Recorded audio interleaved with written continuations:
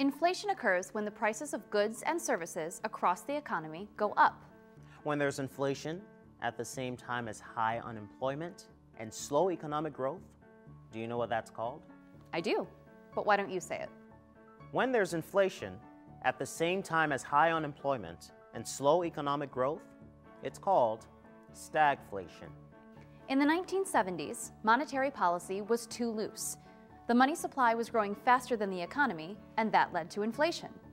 People started to expect inflation, and they built this expectation into their economic decisions. That led to even more inflation. High inflation, plus other shocks to the economy, like a quadrupling of oil prices, led to a bad recession with periods of high unemployment.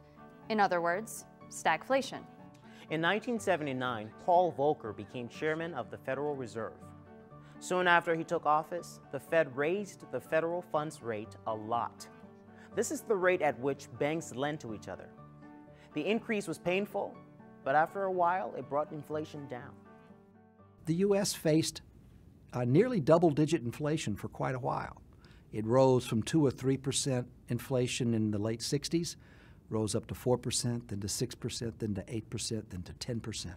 People thought that the cause of the inflation was oil prices, but in fact, it was monetary policy.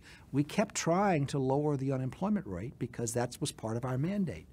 But in fact, all we ended up doing was raising the inflation rate. The ascendancy of Paul Volcker to the Fed chairmanship really changed this situation. Volcker was determined to clamp down on inflation, which he did. One law that came out of the period of stagflation was the Humphrey-Hawkins Act of 1978. It required the Federal Reserve to give Congress reports on its goals and policies twice a year. That law has expired, but the Federal Reserve still reports to Congress very regularly on a wide range of issues, including monetary policy. The Federal Reserve ranks among the most transparent of central banks. We publish a summary of our balance sheet every week. Our financial statements are audited annually by an outside auditor and made public. Every security we hold is listed on the website of the Federal Reserve Bank of New York. And in conformance with the Dodd-Frank Act, transactions-level data on all of our lending, including the identity of borrowers and the amounts borrowed, are published with a 2-year lag. Remember, though the Fed regularly reports to and is accountable to Congress, the Fed's policies and practices are independent. That independence is important, both in boom times and when the economy hits a rough patch.